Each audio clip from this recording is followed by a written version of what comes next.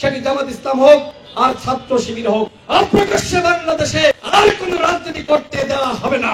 সাধারণ শিক্ষার্থী বেশে আপনারা যদি আন্দোলন করেন, শিবির সন্দেহে হত্যা করা, সেটা কিন্তু বন্ধ হবে না।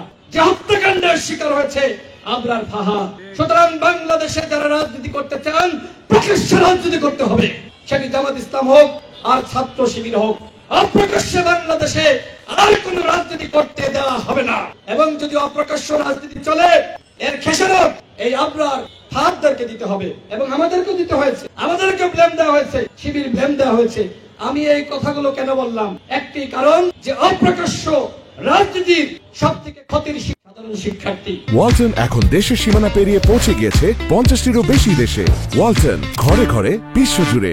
সুতরাং এই রাজনীতি আমাদেরকে এই গণঅভ্যুত্থানের পরে আর করার সুযোগ নাই। হ্যাঁ, রাজনীতি করেন ক্যাম্পাসে, প্রকাশ্যে ছাত্র অধিকার পরিষদের রাজনীতি করেন, ছাত্র দলের রাজনীতি করেন, ছাত্র শিবিরের রাজনীতি করেন, অন্যান্য বাম সংগঠন, ইসলামিক সংগঠনের রাজনীতি করেন, আমাদের কোনো আপত্তি নাই। কিন্তু আর কোন আপনার ভাবকে যাতে জীবন দিতে না হয়, সেই ধরনের রাজনীতি বাংলাদেশে আর যেন না হয়, এই আহ্বান আমি ঢাকা বিশ্ববিদ্যালয়ের প্রশাসনের কাছে রাখছি। এখনো পর্যন্ত মনে পড়ে আবরার ফাহাদের কথা।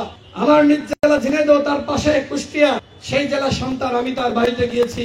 তার বাবা কয়েকদিন আগে আমাকে কল করেছিল, বলল নুরুল হক নূরকে এইভাবে নির্যাতন করা হয়েছে, আমি তার বাসায় যেতে চাই।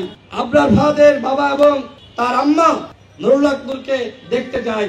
আমি মনে করি আবরার ফাহাদের বাবা এবং তার মা গর্বিত পিতামাতা। তারা এইরকম সন্তানের জন্ম দিয়েছে, যে সন্তান আমাদেরকে প্রতিবাদ শিখিয়েছে, যে সন্তান গণঅভ্যুত্থানের প্রেক্ষাপট সৃষ্টি করেছে। এদেশে যদি আবরার ফাহাদ প্রতিবাদ না করত, তাহলে কিন্তু ওই ভারতীয় আধিপত্যবাদের বিরুদ্ধে বাংলাদেশে প্রতিবাদটা শুরু হতো না।